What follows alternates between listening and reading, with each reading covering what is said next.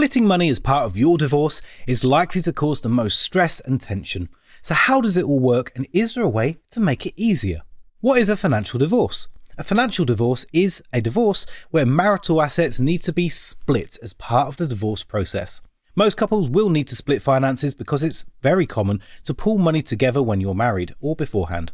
Even in the rare circumstances that you kept your finances separate, you would probably still need to split finances within the divorce, unless otherwise agreed by the two of you. How long does a financial divorce take? The process of a financial divorce can differ significantly between one divorcing couple and the next. How quickly your financial divorce is confirmed will predominantly hinge on your ability to agree on how finances and assets should be split as part of the divorce. The easier it is to agree on the division of finances and assets, the quicker and cheaper your divorce is likely to be. How are finances split in a divorce in the UK? There is no fixed percentage to split marital finances as part of a divorce, but finances should be divided fairly. A 50-50 split might be considered fairest, but it's not always the case. Matrimonial finances are all the finances owned in single or joint names that were accumulated during the marriage, or even before the marriage when the partners were in a de facto relationship. This could mean money in the bank, but it could also mean pensions and investments too. Splitting marital finances fairly doesn't mean each person gets what they originally put in. The longer the marriage takes, the more likely a 50-50 split is considered fair, despite one person may be contributing a lot more than the other. Many other considerations will need to be made to ensure a fair split, such as one of the divorcing couple's ability to support themselves after the divorce. What is the financial process of divorce?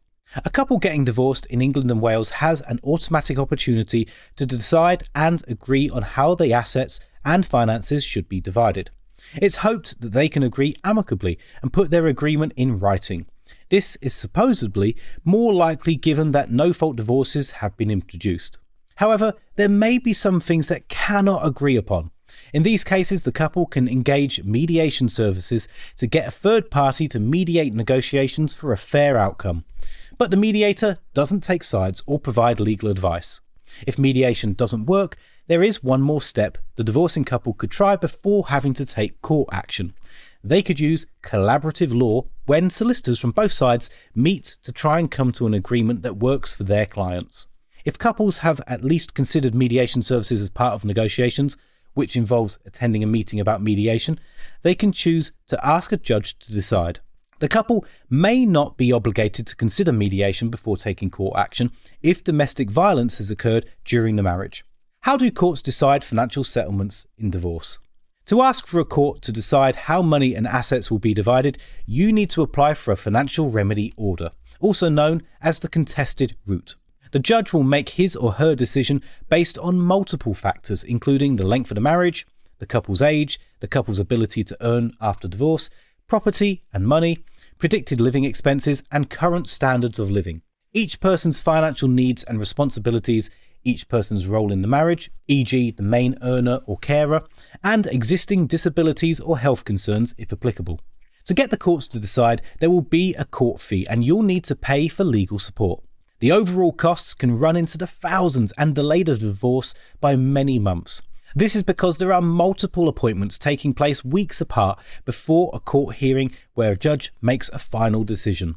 But are out-of-court divorce agreements legally binding?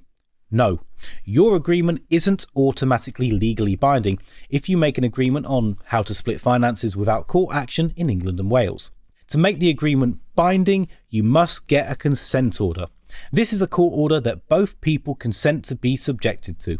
You'll require a solicitor to draft the consent order or check the consent order that was drafted, and you'll need to pay a small court fee of £53. The consent order creates a legally binding divorce settlement, and it also includes a clean break clause to prevent future claims for money after the divorce. You might not believe this, but divorced couples can still claim money from each other even after the divorce in England and Wales, unless a consent order was used. One woman even claimed money from her husband 23 years after their divorce, and won. You're not obligated to use a consent order, but it can be beneficial and provide extra assurance. What about child maintenance payments? Child maintenance payments must be paid by one parent to the other to ensure both parents contribute to the support and care of their children after separating. The paying parent is the parent that spends the least amount of time looking after the children. Or if they take equal care of the children, the parent not registered with HMRC to receive child benefit payments. Child support payments can be decided independently between the parents, or they can ask the Child Maintenance Service, the CMS, to intervene. The CMS calculates child support payments using the number of children and the paying parent's gross weekly income.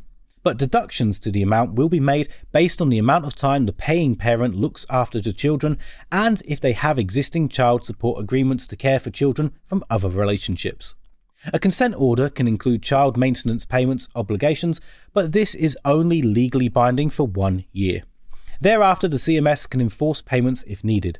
What is spousal maintenance and how does it work? Spousal maintenance payments are payments made by one of the divorcing pair to the other. They're made for a fixed period after the divorce to help them maintain essential living costs. The reason spousal maintenance is paid to one party is because that party may struggle to maintain living standards because the other party was the main breadwinner in the marriage. This is most common when there are children in the marriage and one person sacrifices the progression of their career to stay at home and look after the children. But spousal maintenance isn't exclusive to those situations. Even with the most amicable of divorces, it can still be worthwhile to consult with a solicitor for expert advice on how to proceed. These days, there's many online solicitors that can work out cheaper and easier than meeting in person. JustAnswer only costs £5 for a trial, which could be far less than a traditional in-person appointment. One of my colleagues used their service and saved over £270 on an outstanding parking ticket. I've linked that offer in the description. If you use that, you'll also be supporting Money Nerd, so thank you.